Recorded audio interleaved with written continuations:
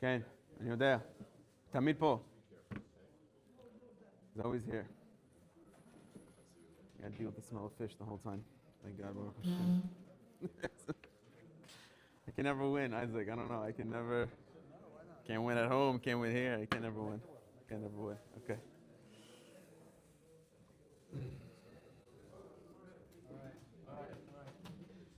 Okay, Rabotai. Yalla. Erev Shabbat Shalom, gentlemen. Parashat Tetzaveh. A few days away from Purim. Parashat Zachor. B'siyata Dishmaya. Okay, gentlemen, I found a fascinating connection. It's going to need a little patience and a little brain power, but like I said, B'siyata Dishmaya will hopefully be able to explain it. Torah tells us in this week's parasha, very first pasuk, first source, Ve'ata tetzaveh et bnei Yisrael. What does the word tetzaveh mean? That you shall command, you shall give direction to the Jewish people. V'ikhu elecha shemen zayit zach katit lama'or. You're going to take oil crushed from crushed olives, la'alot ner tamid, in order to kindle the candelabra with it. So right away, starting off strong, the Chida brings a remez. He says the words shemen zayit zach. Shemen zayit zach is actually a Roshei Tevot. It's an acronym. Shemen zayit zach is Shin Zayin Zayin. Why is that important?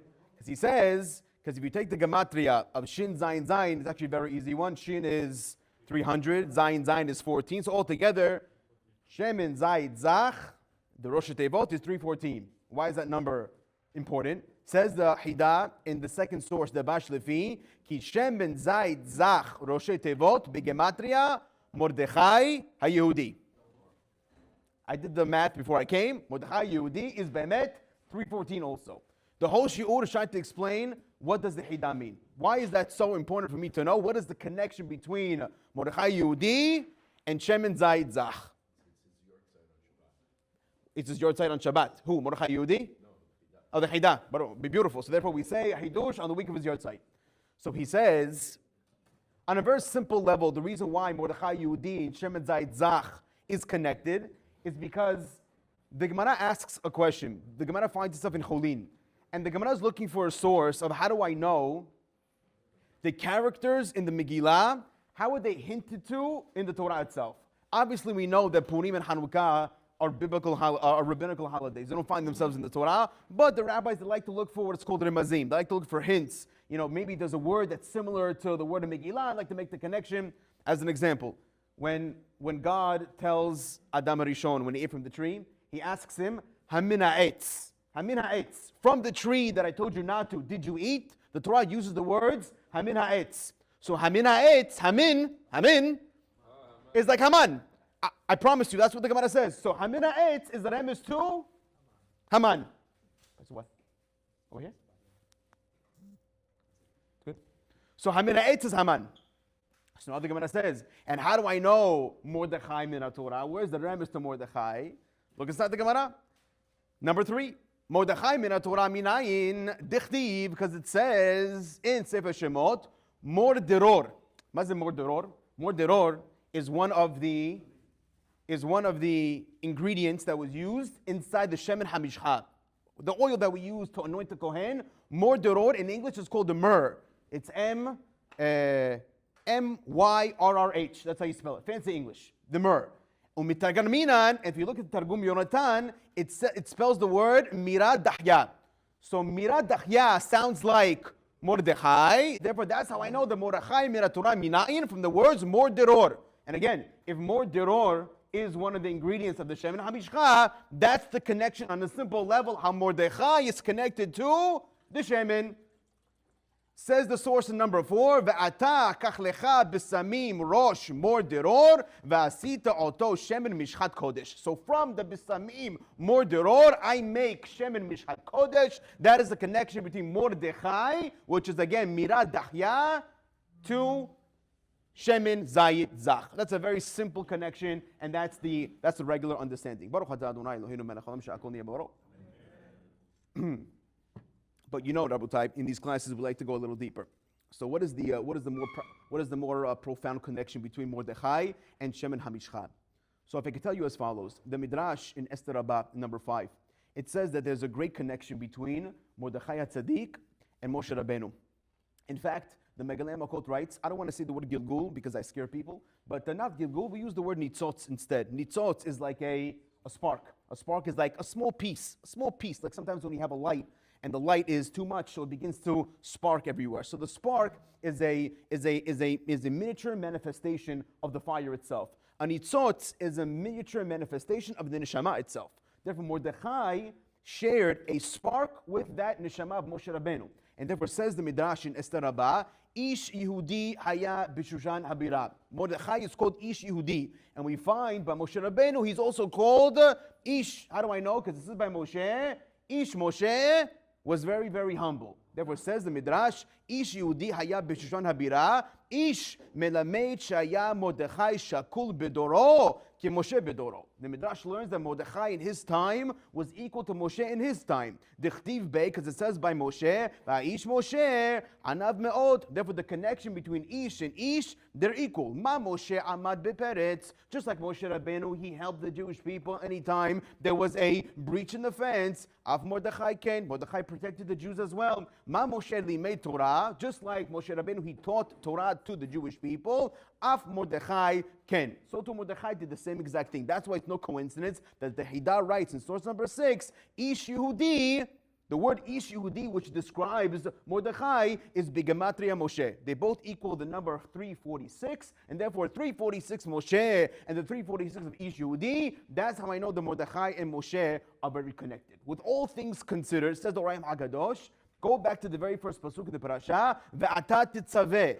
Says the Orah HaKadosh, the word Tetzaveh can come from the word Tzavta. Tzavta is a connection, is a hitchabrut, is a unity. Therefore, what God is telling Moshe in essence, Ve'ata, and you, Moshe Rabbeinu, Tetzaveh, will have a connection at Bnei Yisrael with the Jewish people through who? V'ku elecha shemen zayit zach. You're going to have that connection with the Jews through your eventual Gilgul of Mordechai. Again, shemen zayit zach is 314, which is Mordechai. Therefore, what the Torah is telling me over here, Tetzaveh, and you, Moshe Rabbeinu, Tetzaveh will have a connection, will have a unity at Bnei Yisrael to the Jews through who? Through the tzaddik called Moshe Rabbeinu, through the tzaddik called Mordechai HaYehudi. Says the Rahayim in number 7, it says, Atid ata litchaber am Yisrael. Or Im Yisrael. In the future, you're going to connect. You're going to have a special connection with that of Am Yisrael. Tetzaveh milashon tzavta v'itchaberut v'ikhu elecha shemen zayit zach. You're going to have a connection through the shemen zayit zach. Shikhu otecha kashet tlabesh b'neshamat Mordechai Yehudi. When your form of a neshama is going to come down again and have a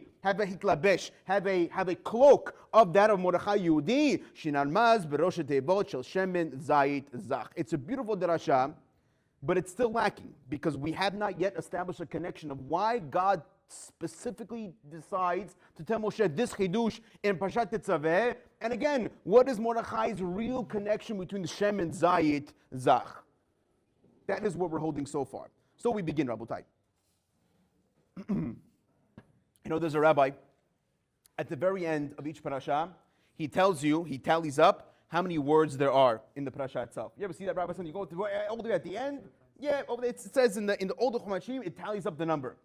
So the rabbi tells us in this week's parasha, how many pesukim are there in Parashat Tetzaveh? Source number 8, Kuf Aleph pesukim. There are exactly 101 pesukim in Parashat Tetzaveh. How are you going to remember that? Michael Siman. Because we know the gematria of Michael, that's why we bid on Shabbat, Michael. Michael means 101. So Michael is a nice way to remember that there is Michael Pesukim in this week's parasha. And again, Rabotai, there's nothing for no reason, and God does everything on purpose. So the question is, what is the reason why God decided that in Parashat Tetzaveh there's supposed to be 101 Pesukim? So he writes as follows. The Gemara in Eruvin Daf Nun Daled.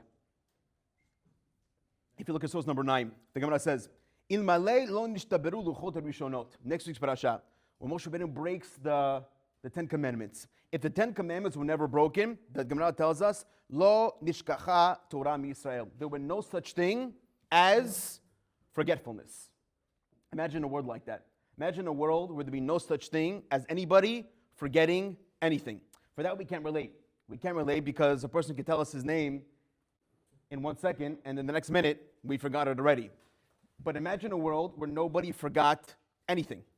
I think one time it was said on Rabbi Moshe Feinstein that he said it himself. He goes, I know that there's such a thing as forgetfulness. I know there's such thing as shekhecha. Why? Because the Gemara clearly talks about it. I know the Gemara says there's such thing as forgetfulness, but says Moshe Feinstein on himself, but I've never experienced it. Something that I never experienced was something that somebody told me, or I learned something and I forgot it. I don't know what that feels like. That feeling of to forget, I don't know what that means. But I know that it exists because the Gemara says it does. So you have to be on a very, very high level and a great memory to really understand what a world would be like if nobody forgot. You know, sometimes I read my kids' bedtime stories. And the Art Scroll, Rabbi Vadia book, has a fascinating story about, obviously his memory was unmatched. But you know, there was a great Ashkenaz rabbi, his name was Rabbi Chaim Kreinsworth. Oh, he was a great Gaon. He was the chief rabbi of Belgium. He passed away in 2001. Oh, great Gaon, chief rabbi of Antwerp. And this guy knew Shas back and forth cold. One time, it was the wedding. Chacham ben Zion Abba Shaul, his son Eliyahu was getting married. Chacham Eliyahu Abba Shaul, he died maybe, I want to say, 2-3 years ago he died. So Chacham Ovadia was sitting next to Rabbi Chaim Kreinsworth. And we're talking to each other, and the wedding wasn't getting started. So Rabbi Kreinsworth turns to Rabbi Ovadia, and he says, you know, the wedding is not starting. Maybe we should learn something. So Chacham Ovadia says, sure, what do you want to learn? He says, well, since we're at the wedding of Abba Shaul, why don't we go through Shas in order and say every single time, quote from the Gemara, every single time it says the words Abba Shaul. I mind you, by the way, it says Abba Shaul over 150 times inside the Shas. So both Rabbi Kreinsworth and Rabbi Vadia, they began listing off how many times, and again, not just saying it, they had to quote the Gemara, they had to quote what he said, they had to quote the daf, everything like it's supposed to be. So Rabbi Vadia went first, and he quotes the first Abba Shaul. Then Rabbi Kreinsworth goes, he quotes the next Abba Shaul. Again, he got to go in order, otherwise the game is over. And then all of a sudden, Chacham Ovadia quotes Abba Shaul, and Rabbi Kreinsworth told him, he goes, Slicha, Kavod Rav, but you missed one, a few dapim before that. Rabbi Vadia tells him, he goes, no, a lot of Achronim write that Abba Shaul that you say I missed wasn't the Abba Shaul that we're talking about. So therefore, I didn't miss one, and we can continue. Rabbi Kreinsworth looked at him and he says, with this man, I cannot compete. I cannot compete with such biki'ud. I cannot compete with such genius. When it comes to that type of memory, I don't know if anybody has it. You know, Rabbi Vadia used to give a lot of shurim in a yeshiva called Kol Yaakov. Kol Yaakov was Hacham Yehuda Adis. He used to give a lot of classes over there. And again, as was his way, he used to quote, citations all over the place with the exact daf, exact rabbi, whatever his exact line. That was his way of doing it. So one of the students one time, or two of the students, they said, we're going to quote unquote test Rabbi Vadia's memory. And again, this Rabbi Vadia could quote literally dozens and dozens of citations in one class. But they decided this time when he comes around, they're going to take notes. They're going to take notes and they're going to try to catch him on a mistake. He comes one time to a class, he gives it, the two students are there on the first row writing down all the citations. It took them 1 week. And he quoted 110 citations. And afterwards, they came up to him and they said, Chacham, we checked every single one of your sources, Rabotai, 110 citations. Could you tell me right now, 110 foods? I dare you. Name right now 110 foods. Nobody could do it. Or it will, but it's going to take time. Chacham Ovadia, in the course of 1 hour, 110 citations of different sources, and every single one of them was correct without any mistake. That's what it means to have a memory that's unparalleled, it's unmatched. Rabbi Mutzafi tells another story, and this last one I'll tell when it comes to memory. But he says, when the third volume of Yibia Omer, this is the 1960s, when the third volume of Yibia Omer was being published, Rabbi Vadia went to the publisher, to the printer, and he gave him a bunch of notes to print the book. He goes, this is the notes of the book. You ever heard the story? And apparently one of the pages were missing. One of the pages of the book were missing. So instead of Chacham Ovadia going home and getting the book, he sat down right there, and he rewrote the tshuva by heart, without any books, without anything. He just rewrote that page. That's not what's impressive, even though that is very impressive. But what's impressive is, P.S. to the story, that the publisher ended up finding the page that was missing, and he compared the page that he wrote and the page that he quote-unquote lost. It was his exact same page. Rabotai, the chances of that's happening, it's impossible. Take a story that you know very well. Any story that you could tell over by heart, Whatever story you know, you tell your kids, you tell a story that you grew up with. And write that story down on a piece of paper, and then try writing it again. It's a guarantee. The two stories are not going to match up exactly. They're going to be missing words, and missing nuances, adjectives, nouns. Something's going to be missing. But after Rav Ovadia writes a volume of Yabia Omer, and again, in some of the Tshuvot that he quotes over there, he quotes over 500 rabbis. 500 rabbis he could quote in one Tshuvah. But yet, everything is exactly the way it's supposed to be. That's considered a life or a time where memory loss is not a thing. Why am I telling you this? Because the Gemara clearly says, if Moshe Rabbeinu would not have broken the Luchot, no such thing as memory loss. Oh, so therefore the Gemara does say, in Hagigah, on daf number tet, source number 10,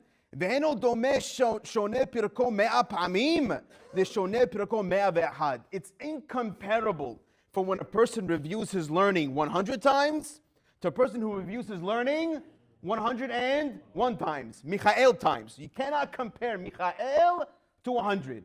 And of course, the question is obvious. Is there really that much of a difference? Is 100 and 101 times of reviewing going to make a real difference? The Ben Ish Chai on the spot, in this Gemara, he brings a fascinating Arizal. And he says, no, I'll tell you the difference. Because there's a certain angel that's in charge of Shechecha, of forgetfulness. And that angel, you might know him, his name is the Samech Mem. Samech Mem is in charge of forgetfulness. He wants you to forget things as you learn them so it doesn't stick to your bones. It's no coincidence that the Samech Mem, as we call him, Samech Begamatria 60, Mem Begamatria 40, 1640 is 100, Hazaku Baruch. Therefore says the Ben Ish Chai, because when a person only learns something 100 times or less, he's under the auspices of the Samech Mem. However, when he learns something 101 times, he's under the control of who? Of Michael. And Michael is 101. Therefore, there's no comparison to a guy who learned something 100 versus the guy who learned something 101. It's two completely different types of learning. And that's why he says, Hatam Sofer, very apropos for the Shabbat that's coming up, Shabbat Zachor, that Amalek's whole goal is to make you forget. He doesn't mind that you learn, but he knows that learning and you don't learn a certain amount of times, you're going to forget it. That's his goal. His goal is to make you forget. That's why he says, Hatam Sofer, the word Amalek. Amalek, if you split it up, it can read the word as Amal Kuf. Amal Kuf. Amalek. Amal Kuf. What does Amal Kuf means? That a person amals. He strives. He learns. But how many times? Kuf. He only learns Kuf times. Amalek is Amal Kuf. I'm only learning 100 times. 100 times says Amalek. Once you do that, you're under the auspices of the Samech Mem, and you're not going to remember anything. However, when a person takes that extra step and they gets the 101, the 101 is not just a number that we bid on at the Kibbudim and the Shabbat. Rather, the 101 is the amount of times that a person connects to that angel called Michael. The moment he does that, he receives tremendous Yad D'Shmaya. So again, the more we learn, the more memory we have in the retention. And that's why the above rabbis that we're talking about, Chaim Kreiser, Chacham Vadia, and Moshe Feinstein, they're so smart because through constant review, they're able to grow their muscle memory and connect with that angel of the 101. And by the way, maybe that's the understanding of the Gemara. Rabotai, turn the page if you have the pages in front of you. The Megillah Esther tells us, and we mentioned this pasuk in last week's class, after Haman was gaining traction with his newfound friend Ahashverosh, the Megillah tells us that Ahashverosh, he wanted to befriend Haman so much that he gave him second-in-command status. And the way he did that was by taking off his ring. Megillah tells us in source number 13, Vayasar hamelech et tabato me'al yado. He took off his finger, he took off his ring from his ring from his finger. V'yitana leHaman. He gave it to Haman ben Hamedata Hagagi Hatzorer Yehudim. He gave it over to the enemy of the Jews. And again, not so coincidence that after the Purim story is coming to an end, and after Haman was dead, it says that Achashverosh took that ring that he put on Haman's finger. Who did he give it to? He gave it to Mordechai. It says the very next pasuk, but Yasser hamelech et tabato asher he'evir meHaman v'yitnan leMordechai. Now he took off that ring that he gave to Haman, and he gave it over to Mordechai. And again, Rabbi, nothing for naught. These two acts of the ring removal, it has very, very big added significance. And the question is, what is it? Giving the ring to Haman and then taking it off his finger and giving it over to Mordechai, Nothing happens in the Torah that's not symbolic. And therefore, what is the deeper symbolism between this taking off of the ring of Haman and giving it over to Mordechai? So the explanation is as follows. We know the Megillah story is a fascinating one. And after a lot of back and forth between Esther and Mordechai, it was finally decided that Esther would go inside Ahasuerus's chambers unannounced. You see, the Megillah tells us, the Midrash tells us, that Haman made a new decree. And the decree was that nobody is allowed to show up to the chambers of Ahasuerus without being announced. You have to be called. If you're not called, you cannot come. And if you come and you showed up and you weren't called, what's the penalty? Death penalty, execution. So Esther tells Mordechai, listen, it's been a couple of days, it's been a month actually, he hasn't called me. Why don't we wait and then I'll plead for the Jews once he calls. Says Mordechai, no such thing. You have to go today because there's millions of lives at stake. Esther says, no problem. We're going to fast for 3 days. After the fast, I'm going to show up. So it was after the 3-day fast, and she shows up unannounced. At this point in time, she is scared for her life, thinking that Ahasuerus is about to kill her. But again, b'siyata dishmaya, she walks inside the room, not supposed to be there. Midrash says that at first Ahasuerus was burning with anger, and then the angel came, and the angel calmed him down. He took out his what's called sharbita zahab. What's a sharbit, gentlemen? What's a sharbit? It's a scepter. And instead of pointing to death, the malach came and pointed it towards Esther. And then the Gemara says that she touched the scepter as a sign of acceptance. But the scepter wasn't as long as you think it was. It wasn't just a very long scepter and she was right in front of him. The Gemara actually says that the scepter elongated itself. It stretched itself. Exactly. Says the Megillah. Again, I'm still in source 13. Vayihi kir'ot hamelech et Esther hamalka omedet b'chatzer nasachein be'einav. A miracle of miracles. Instead of getting angry and killing her, she found favor in his eyes. Vayoshet hamelech le'Esther tesharbita zahav asher biyadon. He stretched over this metal scepter to her and she touched it. Says the Gemara Megillah Daf Tetzaveh b'matnita tana al shishim.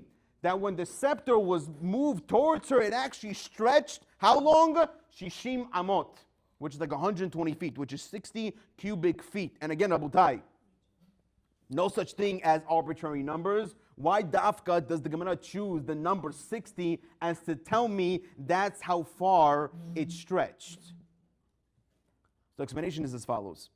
The Rabbi called Al-Sheikh, Moshe Al-Sheikh on the Torah, he explains like this.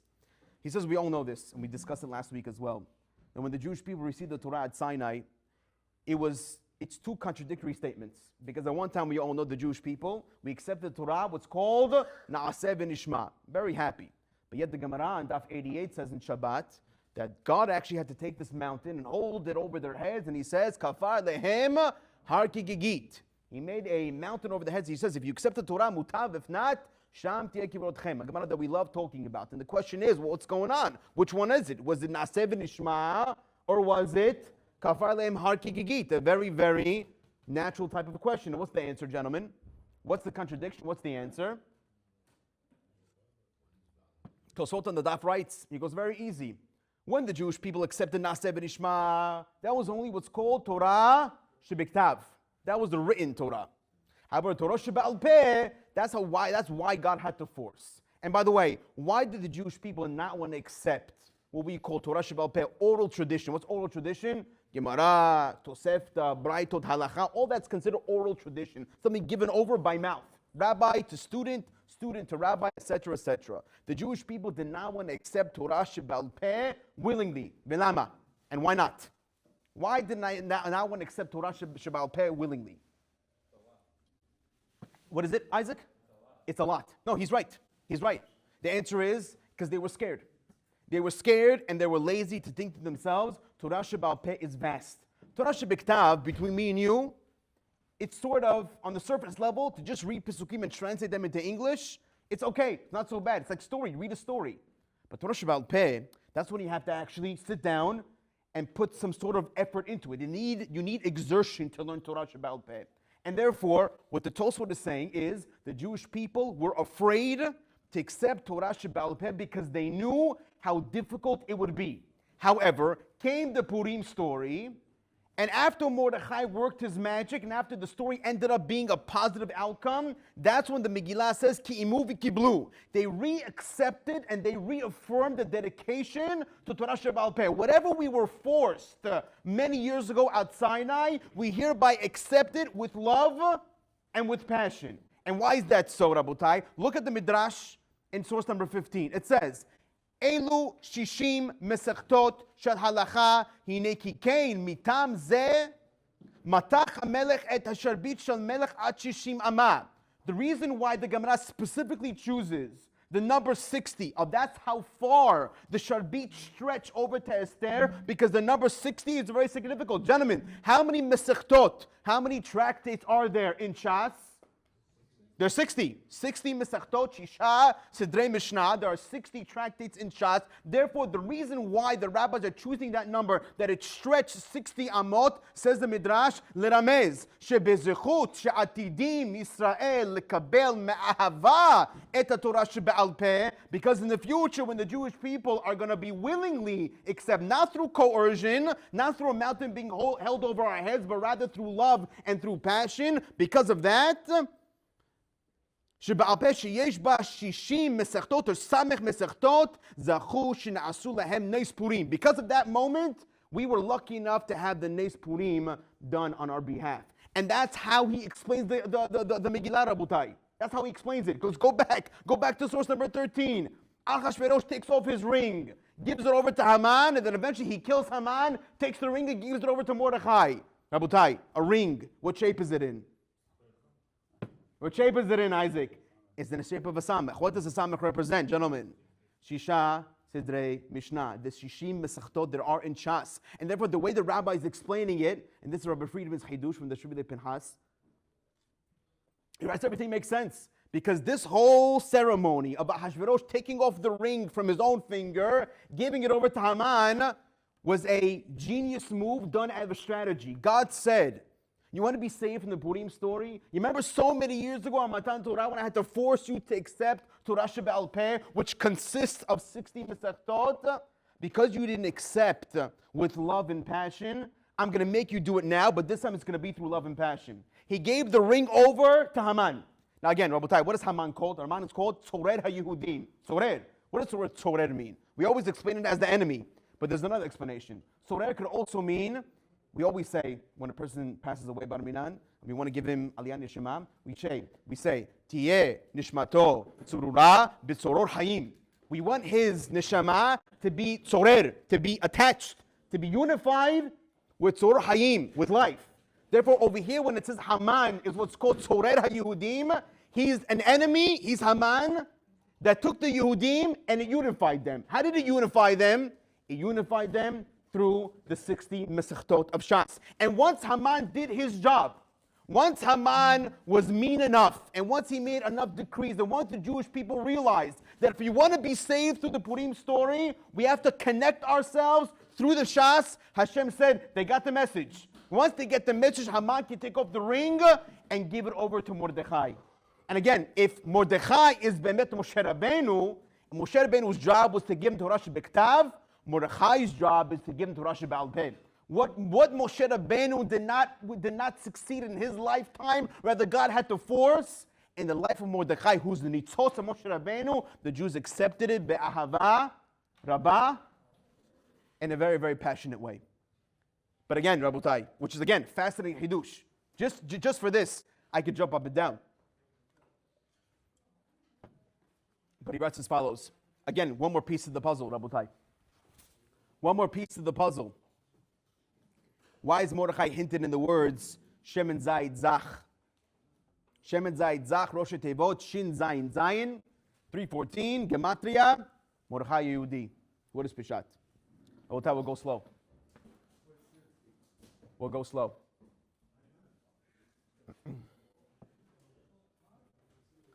The Gemara Hurayot, source number 16. Amar Rabbi Yohanan, Kishem Shazayit Mishakeach Talmud Shel Shiv'im Shana, just like when a person eats an olive, he forgets Talmud of how many years? 70 years. Kach shemen zayit meshiv talmud shel 70 shana. Shemen zayit, which is olive oil, it can restore Talmud of 70 years. Now this seems like an oxymoron. You're telling me at one hand, eating an olive, what does it do? It kills my memory. But drinking olive oil, what does that do? It restores my memory. Well, which one is it? Is it restoring or is it causing me to forget? Close enough.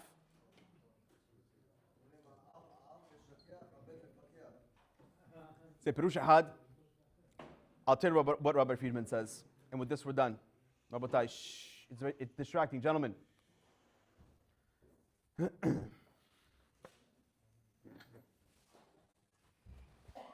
An olive represents something that has something precious inside. But in order to get out that something precious within inside, it takes strenuous activity.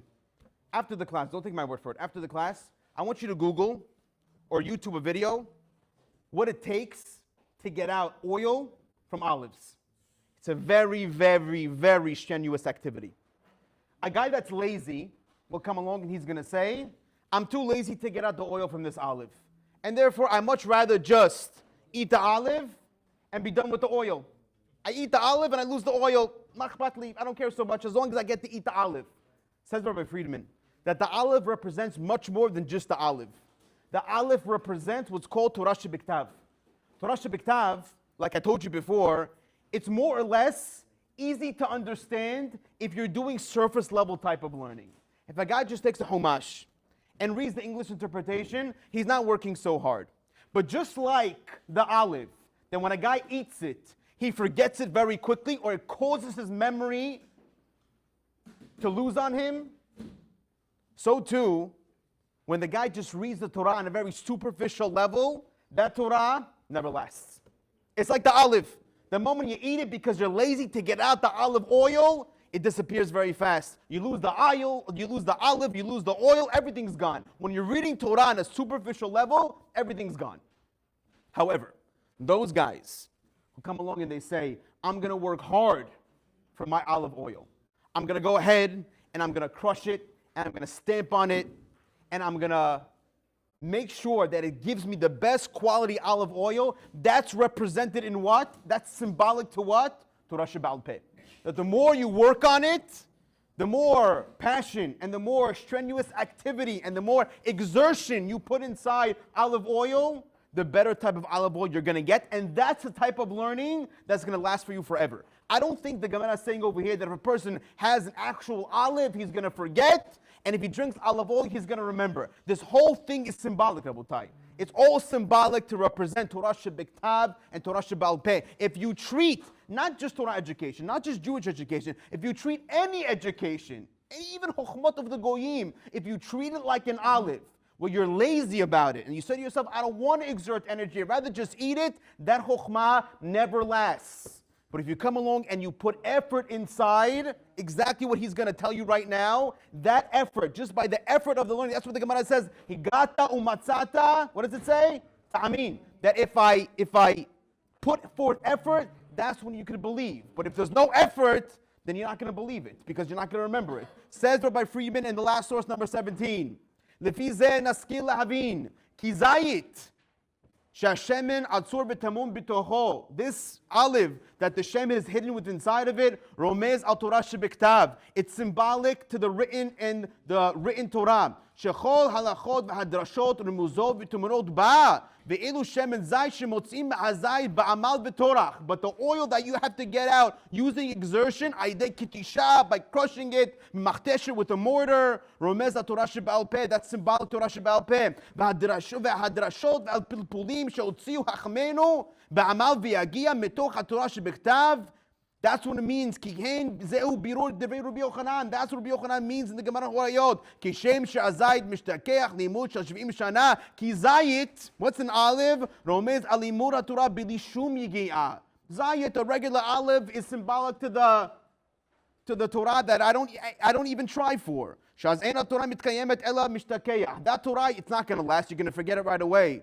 Kach shemen zayit mishiv limud shel shvi'im shana. But the olive oil, it's going to last forever. Ki shemen zayit romez al yigiat ha'adam b'torah b'derech pilpul. The way the person understands Torah Shebaal Peh, when he tries to, and he makes an effort for it, and he exerts himself over it, and he does what's called pilpul, the back and forth, and he builds, and he understands kushiot, and questions and answers. That's how you remember. Shakotesh at the sugya b'machteshet. You are grinding the topic with a mortar. Boneh b'soter. You're building and you're destroying. Maksher mitaretz. You're asking questions and you're giving answers.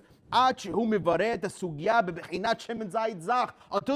until the topic of whatever you're learning becomes to you like shemen zayit zach. Again, oil that it's clear, that represents to you like something you're going to remember forever. That's why the Gemara says that olive oil represents remembering, because the more you work at it, the more you remember. Based on this, says Rabbi Friedman, now I understand the Haidah. When Haidah said in the beginning of the class, the Mordechai Yehudi represents what? Shemen Zayit Zach. 314 and 314, what's Pishat? Because again, it was the Mordechai Yehudi who reinstituted Torah Shebaal Peh to the nation. That's why it says, Ki imu v'kiblu. They reaffirmed and they reaccepted Torah Shebaal Peh. What in the times of Moshe, they were forced to do, in the times of Mordechai, they loved to do. And therefore, since Mordechai Yehudi represents Torah Shebaal Peh, and Torah Shebaal Peh is only remembered through breaking, and through building, and through working, and through giving your time and effort, that's why Mordechai Yehudi is Begematria 314, which is Shemen Zayit Zach, because the two, they represent each other, the symbolic of each other. Therefore, he says, that's why it's no coincidence that on Purim we come along and you're going to hear a lot of Drashot Rabotai. All the rabbis talk about how kimu v'kiblu. Well, we are forced to, that accepted a long time ago, now we accept it with ahava. That's why many of the rabbanim, they talk about how auspicious it is on Purim to learn Torah Shebaal Peh. Those guys who come along and they learn Gemara on Purim Day, he says there is no end to the reward that they get. Because since Mordechai Yehudi is representing Torah Shebaal Peh, he represents Shemen Zayit Zach, the 314. Anybody that comes along and learns on Purim Day, there's no bigger reward for that. That's why I think one of the rabbis, I think it was the Rabbi from Kotsk, he came along and he said that when all my friends were busy on Purim Day, delivering Mishloach Manot, and Matanot Evyonim, and eating the Purim Seudah, I was sitting and I was learning. And on those days of Purim, I never experienced so much Siyata Dishmaya in my learning throughout my entire life, because it's Purim Day that the gates of heaven are open, not only for Tefillah, by the way. For Tefillah, it's a major day to pray in Purim, because the Halacha writes that Kol HaPoshet Yad Notim Lo. What does that mean? Anybody that opens their hands on Purim, never supposed to say no. Any ani that comes to you, even if he's a gypsy, opens his hands and says, can I have some money? Give him something. That's why in Purim I have a minhag. I always carry around dollar bills in my pocket, maybe $60, $70 bills. Anybody that comes and asks, you gotta give. Halacha says, Kol HaPoshet Yad. Anybody that opens their hands, Notim Lo, you have to give them. But again, just like we have to keep halacha, who also has to keep halacha? God does. God does. And therefore, if the halacha for us says, Kol HaPoshet Yad, any pauper that opens up his hands, you have to give, we're all considered paupers to God. Leumat God, compared to God, we have nothing. And therefore, if we come to God on Purim and we say, Hashem, give me, I don't have, Hashem has to follow the halacha. Kol HaPoshet Yad, not limno. Purim is a great day of Siyata Dishmaya when it comes to prayer, but even more so when it comes to your learning. If a person sees that he's not being matzliach, or if he wants to start being matzliach, Purim is the day to do it, because you're connecting to Mordechai. You're connecting to that 101, the 101 of Michael that comes along and he says, we're going to beat at the Samech Mem today. Samech Mem is the 100. He wants you to review 100 and lower so you forget. But the moment you connect to that Michael, the moment you come along in Purim and you say, I reaffirm, every single year we reaffirm. The Ramachal says that whatever spiritual energies that was around in the times of the miracles, whether it's Pesach, whether it's Shavuot, or Sukkot, or Purim, or Hanukkah, the same energy is around currently.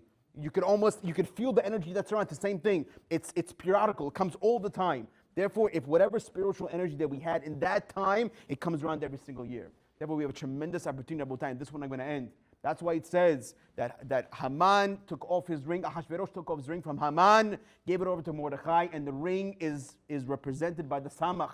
The Samach is the Shishim, Mesachtot and Shas. Therefore, when you come to this Pasuk, Rabotai, on Monday night and on Tuesday morning, and you hear the words, and the Melech took off his ring. Who's the Melech, gentlemen? Gaon Vilna writes, every time it says the words HaMelech in the Megillah, it's always referring to Hashem, not Ahashverosh. Pay attention to the Pesukim. It doesn't say HaMelech Achashverosh. It says HaMelech. That means God came along, and God, at first, he gave it over to Haman, saying that my children need to understand what they have. And after it was over, and after we understood, HaMelech took it away from Haman and gave it to Mordechai, and he said, it is your responsibility, it is your opportunity to teach this law to the Jewish people. Wishing all our members a Shabbat Shalom and a Purim Sameach. רבי חנניה ברכה שומע צעק קדושו ודזקותיו של לפיכך הרבה להם תורה מסוש נאמר אדוני חפש למען צדקו יגדיל תורה וידיר